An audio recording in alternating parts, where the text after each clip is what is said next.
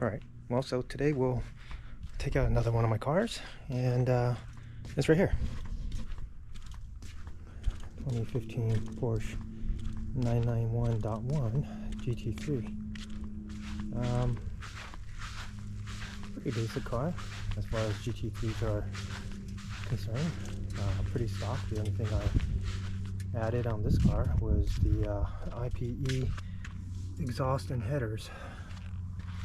Other than that, yeah, pretty much stock. Let's get inside and go for a drive. Okay, so here we are in the 2015 991.1 GT3. It's pretty straightforward. It's black interior, red stitching. These are the sports seats. I did not go for the buckets. I figured those would be a little too harsh for more or less daily street driving. I don't really track my cars, so didn't really feel the need to go that far. But on the options list, I definitely got the front lift. Trying to think what other options there were. You know, I don't remember. It's been quite a while. But I did order this car right when it was announced, and I was probably the third at my dealer, and there were no markups at the time. The 997s were slowly converting over to the 991s, and for whatever reason, the GT3, I guess at the time, wasn't as, I don't want to say sought after, but the previous GT3 was the 996. So I think with that particular car, I don't remember if it caught as much attention of the 911 or of the Porsche enthusiasts. I'm sure they did, but people were just not sure what to make of the 991 GT3. I think possibly too, when it was announced, this car was only made in PDK, which is I guess their double clutch, and of course the GT3 model before that on the 996 chassis was manual. So I don't know if that added to any hesitations, but ultimately what had happened was it got me pretty early on the list. So this is how I arrived with it. It was a 2015, which works in my favor because the first year that this car was released was a 2014, and those had an engine issue.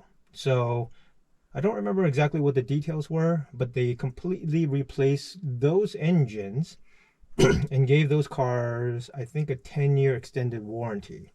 But this 2015 model and on avoided those engine headaches. So pretty clean car, straightforward and ready to go. I have about 6,400 miles on mine. I don't drive it that much, and I'll tell you, we can go into the reasons why, which will be interesting. So let's fire her up. All right.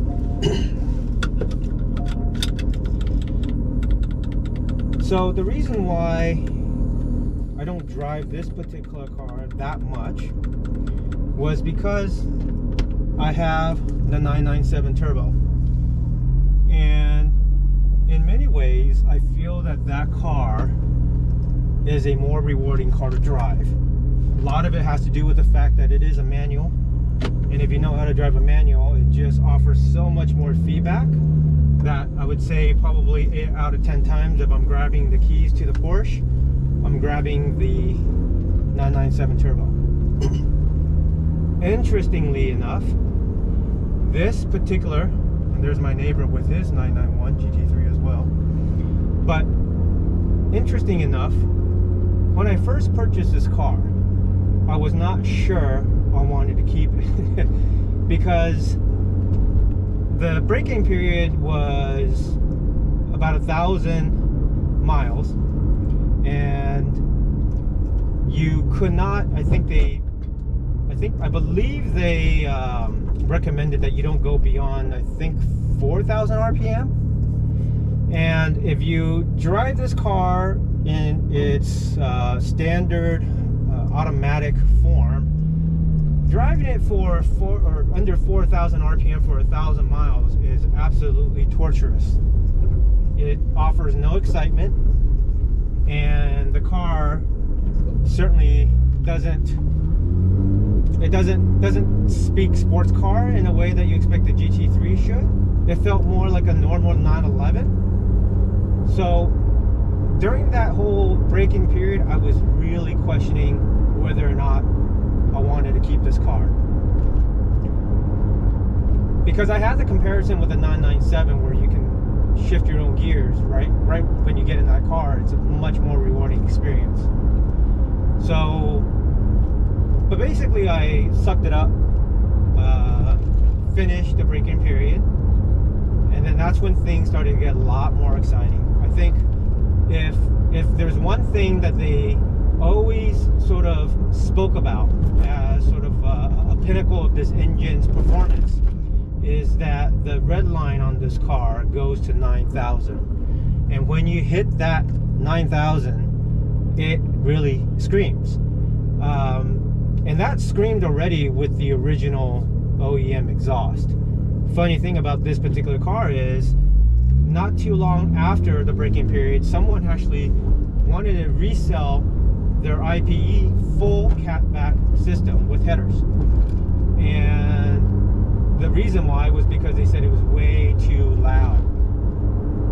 I wasn't quite sure if I wanted to mod this car at the time, because again, I wasn't sure if I was going to keep it. But ultimately, I thought, okay, well, let's just keep driving it a little bit and see how I feel about it after a longer period of time. Such to say, now we're in 2024. You know, this car is about 9 years old, and I still have it. So it's definitely became a more exciting car and something more I expected a GT3 should be, and the experiences that it would offer. It's definitely different from a 997. I will say that on its own, this car is a great car, and I can see why a lot of people sought after GT3s and GT products. Because I have a 997, I can make that direct comparison and say that I still prefer the 997 chassis. It's a much smaller car, and because of its dimensions, it feels a lot more nimble. I think I like the idea of a smaller, more nimble car, as opposed to what this is, which feels slightly more like a GT car because it's so big. Now, the 997 interior is a lot more Spartan. This one, the interior is more adapted for creature comforts of today. The buttons are laid out nicely. The materials are great. This leather feels great. Alcantara. It's a better laid out interior, and the seating position is a lot more comfortable for daily use. In fact, you can stick this thing in automatic and get to point B and not get out of the car feeling achy or, you know, just tired from the beatings that you would take. Now, I always drive mine in the firmer suspension. I just naturally like a car that's firmer, and I would say that it definitely allows you to take corners very well. The one thing that this, in comparison to the 997, lacks is the steering, because this is no longer hydraulic steering. And if you drove the two cars back to back, you understand just how much more the feedback is on a hydraulic actuated car. So, great car, but there were many times where when I thought, well, you know, I wanted to make room for a different car, I didn't really necessarily want to keep as many cars as I do have, that this would probably be the first car that I would have traded in. Ultimately, at the end of the day, this still proved to be a great car to have. And right now, I'm not sure that I would necessarily trade it for anything. As far as the GT3s that came after this, the 991.2s, and even the 992s, and I'm guessing the next 992.2 that's going to probably eventually come out, I didn't necessarily feel like they offered that much more rewarding experience than what this car has. I think Porsche definitely knocked this out of the park when they announced this GT class of cars on this chassis. I think if you looked at all the Chris Harris reviews and Autocar reviews and all the UK publications, when they first first reviewed this car, they spoke really highly of it, and I can understand why. So as far as elevating it past this chassis, I know the 991.2 certainly have slightly more power and torque. I think if you ever caught a video I've seen in the past where they drag raced this and the 991.2 version, the 991.2 version pulled significantly harder than this. But again, you're chasing fractions of seconds, and I just don't know that that made any sense, especially on a street. So if you're tracking, that makes all the difference to you, by all means. I also think that the 991.2 was when they had the, I guess the European markets had to have their cars built with the particulate filters, I think is what it's called. So it kind of numbed the sound a bit. They don't sound as high-pitched, I think, as this particular car. This was built before that regulation came into play. Certainly, the 992s, I think, also because of the particulate filters, sound even less loud than this particular car. Now, I don't know if necessarily an aftermarket exhaust would fix that, but anyway, for me, street driving, the sound is an integral part of the experience. So, you know, when I get on this thing and it's 9,000 RPM, I mean, it sounds fantastic, right? So, I wouldn't say that that's necessarily what saved this car in terms of me not getting rid of it, but it certainly helped. Now, it's safe to say that this is a very, very fast car, right? I think for street use, it's more than capable. The shifting, when you put this in the manual shift mode, it's like firing a gun. It's immediate with the way and how fast this thing shifts, and it doesn't correct for you, so you can drive it all the way past red line if you want. Not that you would do that, but I'm just saying that this really gives you full control over the shifting of the gears. But interestingly enough, I will say that if I did have to choose one 911 chassis to keep forever, it would be the 997. I think the 997, the design of it reflects the 993s a bit more, and I think for me, the 993s are sort of the pinnacle of the Porsche 911 models. I aspire to have one day, and for me, the design of that particular car is just beautiful. This on its own, of course, it looks great too. You can't deny that. I will say I'm not a fan of the way the new 992s look on the GT3s. Something about the way they designed the front almost looks kind of like a catfish with whiskers. I mean, I'm sure it's a great car. My buddy has the new 992 GT3 RS, and I mean, that thing just looks, I mean, it's a Batmobile more or less, right? With all the wings and protrusions and vents and whatnot. But going back to this car, it's a great car. I mean, I can drive this for a couple hours, no problem. And then, of course, you know, when you want to have more fun with it, you can move it over. The stick shift here, you can move it over into the manual shift mode and get on with it. So, again, great car, great car. I also say this, what was really interesting was the Ferrari dealership, which opened in the city that I lived in, had a grand opening, and